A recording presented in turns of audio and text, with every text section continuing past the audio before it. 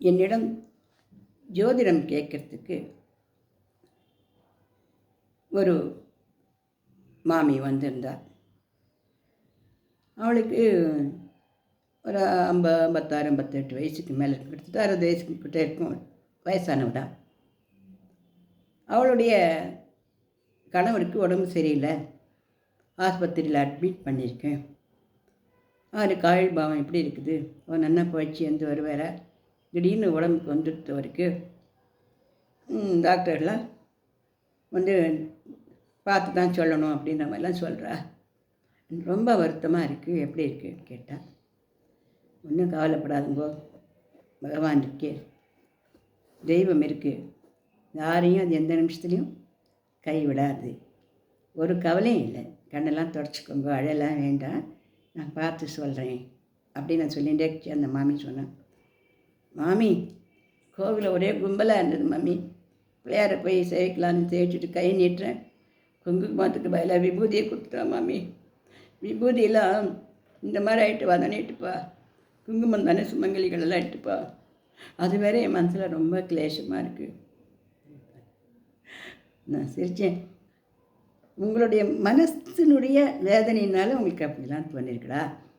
உங்கள் ஆத்காருக்கு உடம்பு சரியில்லைல்ல, அதனால் நீங்கள் அதையே நினச்சின்னு போயிருக்கிறதுனால குங்குமம் கொடுத்தாக்க சுமங்கலி, விபூதி கொடுத்தாக்க அப்படிலாம் அப்படி அர்த்தம் கிடையாது. ஏன் நீங்கள் எப்படி நினச்சிக்கலாமே, பிள்ளையாரே நானே முழு முதல் கடவுள், நானே முன்னாடி நின்று உன்னோட கணவனுக்கு என்ன பிரச்சனையோ அந்த விக்னங்களெல்லாம் தீர்த்து அவரை நன்னா சௌக்கியமாக்கி உன்னோட சேர்க்குறேன் அப்படின்னு சொன்னேன் அப்படின்னு நினச்சிக்கலாமே. அம்பாள் சன்னதியில் குங்குமம் கிடைக்கடா என்ன, பிள்ளையார் சன்னதியில் விபூதி கிடச்சதோ இல்லையோ, ஏன் இப்படிலாம் போட்டு மனசு வச்சுக்கிறேங்கோ, அதெல்லாம் ஒன்றும் இல்லை, நான் இப்போ பார்க்குறேன் அப்படின்னு சொல்லிட்டு அவருடைய ஜாதகத்தை பார்த்தபோது கொஞ்சம் சீரியஸாக தான் எனக்குமே பட்டுது. ஆனால் ஒரு சின்ன க்ளூ கிடச்சிது. என்ன அப்படின்னாக்க, அவர் ஆயுள் பாவம் கொடுக்கக்கூடிய அந்த சனீஸ்வர பகவான் நல்ல இடத்துல இருந்தேன். இந்த கேட்டுனால் வந்த ஒரு சின்ன கண்டம் தான் இது அப்படிங்கிறத என்னால் கண்டுபிடிச்சிக்க முடிஞ்சுது. அதனால் இது வெறும் கண்டம் தானே வழிய உங்கள் ஆத்துக்காருக்கு முடிவெல்லாம் வந்துடாது. நீங்கள் நல்லா சுமங்கலியாக நல்லா இருப்பங்கம்மா, ஒன்றும் கவலைப்பட வேண்டாம். உங்கள் வீட்டுக்காரர் ஒரு 15 நாட்களில் டிஸ்சார்ஜ் ஆகி வீட்டுக்கு வந்துடுவார். டாக்டர் இப்போ கவலைக்கிடம் அப்படின்னு சொன்னேற வழிய நாளைக்கு அவர் நல்லா முடிச்சு பார்ப்பேன், சாதாரண வார்த்தைக்கு வந்துடுவேன். நீங்கள் ஒன்றும் கஷ்டப்பட்டுக்க வேண்டாம். உண்மையிலேயே நல்லாவே இருக்குது அவர் ஜாதகம். அவர் பைக்கில் போயிட்டே இருக்கிச்சா ஒரு பெரிய கல்லில் மோதி பைக்கில் கீழே விழுந்தாரா அப்படின்னு கேட்டேன். ஆமாம் மம்மி, பெரிய பாறை நடுவில் அது எதிர கார் இப்படி நகுந்துட்டு அதில் பாறையில் மோதி கீழே வந்துட்டு நல்ல வழியாக காருக்கு முன்னாடி உச்சிலே போயிருக்கும். இந்த பக்கம் உழவே அந்த செவ்வூரில் தலை இடிச்சு கொஞ்சம் நெத்தியில் காயம் அதிகமாக போய் டாக்டர்கிட்ட அட்மிட் பண்ணி ரத்தமெல்லாம் போய் இப்போ சரியாக போயிட்டு இப்போது சொல்லிட்டுருக்கா. இதெல்லாம் ஏற்றிட்டுருக்கா, ட்ரிப்ஸு எல்லாம் ஏற்றிட்டுருக்கா, ரத்தம் கூட ஏற்ற வண்டி வரலான்னு சொல்கிறா. எல்லாமே அவர் கிடைக்கும், சரியாக போயிடும். அது எப்படி மாமி பாறையில் மோதி பைக்கில் அடிபட்டுனுங்களான்னு கேட்டுங்கோ.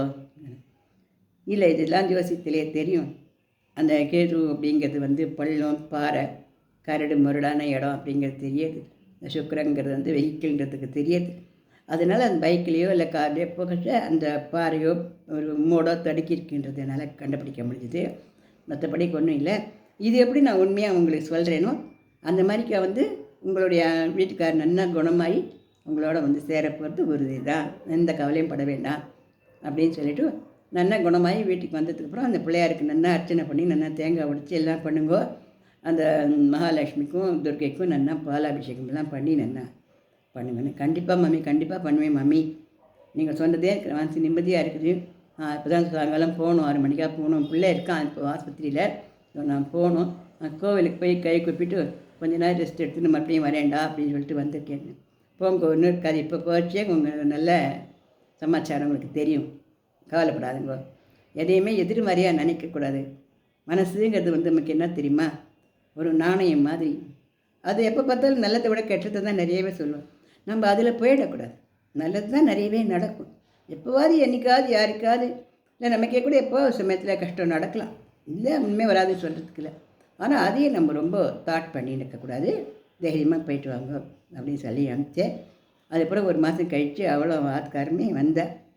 நல்லா தாவலையாகி உடம்பு தாவலையாகி நல்லா சந்தோஷமாக வந்தா. மாமி நீங்கள் சொன்னது ரொம்ப சந்தோஷமாக இருந்தது. நாங்கள் வந்து கோவிலுக்கு போயின்ட்டுருக்கோம். அதுக்கு முன்னாடி உங்களை பார்த்துட்டு போகிறோம் அப்படின்னா.